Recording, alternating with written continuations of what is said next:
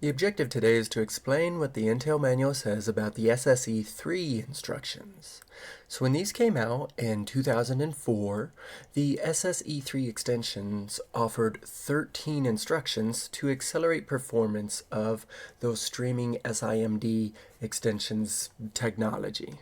Yeah, the way I read that was really strange, but as you can see here in the diagram, we'll have an SSE3 like part 1, and then an SSSE3, and we'll soon find out that just stands for supplemental SSE3 instructions. So our first question is, how many new instructions were introduced in 2004 with SSE3? Well, I completely butchered that sentence, but basically it says there were these 13 new instructions, and it's for SIMD extension technology. It's for streaming SIMD extensions to technology, okay, so it builds on top of SSE2, and x87 floating point math capabilities.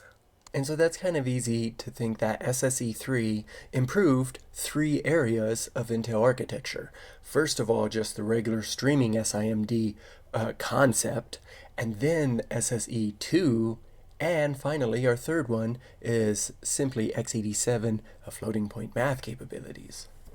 And so I worded that a little different in our question here, but what 3 areas will SSE3 accelerate performance for? Now these instructions can be grouped into the following categories. The first one is x87 FPU instruction used in integer conversion. One instruction will be for SIMD integer instruction that addresses unaligned data loads. 2 instructions will be for the SIMD floating point packed add and subtract instructions. 4 of the 13 will apply to SIMD floating point horizontal add and subtract. 3 of them will be for SIMD floating point load, move, and duplicate. And the last 2 will be for thread synchronization, which I wrote here on the side that this is the first time I'm reading the word thread in the Intel manual. Alright, so part 571 reads SSE3x87FP integer conversion instruction. So to do that, it's just one instruction, fist TP. This behaves like the fist TP instruction that uses truncation. Oh, do you see the 2 T's here? So that's the difference between this one and this one. But the extra T is for truncation. And this is irrespective of the rounding mode specified in the floating point control word. Next, we have a single instruction for the specialized 128-bit unaligned data load, LDDQU. This is special 128-bit unaligned data load designed to avoid cache line splits. So a very fancy sounding question, what's the purpose of the specialized 128-bit instruction for unaligned data loads? And like you often see on tests or certifications, the next question answers the above question or previous one, and this one just simply says, what is a cache line split? So alright, we're getting into page 131 here. These are the instructions for a floating point packed add and subtract. And this is a little complicated. The first one, add sub PS, performs single precision addition on the second and fourth pairs of 32-bit data elements within the operands. Single precision subtraction on the first and third pairs. I should have underlined that part too. So you have a part of this instruction that works on the second and fourth, and then a part of the instruction that works on the first and third. And so I ask the genuine I don't know kind of question, why would we ever need to work on these particular pairs specifically? And if I go to the second instruction, you see it's a 1-letter difference. There's a D on this one, and that's simply because it's the exact same situation. And that's because it's a very similar situation. It reads, performs double precision addition on the second pair of quad words and double precision subtraction on the first pair. Alright, now we're going to get into the concept of horizontal instructions.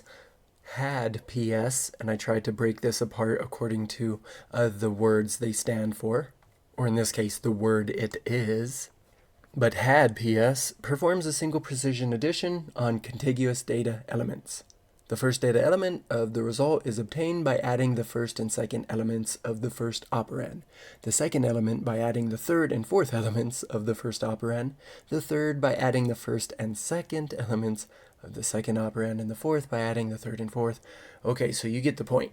That's why I X'd out this paragraph. I'm not going to read this. It's just so complicated. You could break it apart like I did over here. So first plus second, and then third plus fourth. Down here, you'll do the same, except it's subtraction. So second minus first and fourth minus third. Down here, had PD. This is about double precision, thus the PD. And of course, subtraction comes right after that. So moving on, SSE3, SIMD floating point, load, move, duplicate. All right, we have some duplicate concepts here which are interesting. So move SHDUP, this will load or move 128 bits, duplicating the second and fourth 32-bit data elements. Same thing down here, but instead it's the third and fourth 32-bit set. And here it's interesting because it says for move DDUP, if the source is a register, there's a special case for that. But to summarize, I mean, this just duplicates 64 bits from the source. And I think that's a pretty fun question. What instruction seems to have a built-in mini algorithm, depending on the source being a register? So if the source is a memory address, then it wouldn't apply. Well, our last one for this video, because I'll just make supplemental SSE3 stuff a separate one. This is all about agent synchronization instructions. So you type in the word monitor, and this will set up an address range used to monitor write-back stores. So what are write-back stores? And then we have mwait, as in monitor waiting. And remember, we've read the wait instruction in a previous video. Well, this will enable a logical processor to enter into an optimized state while waiting for a write-back store to the address range set up by the monitor instruction.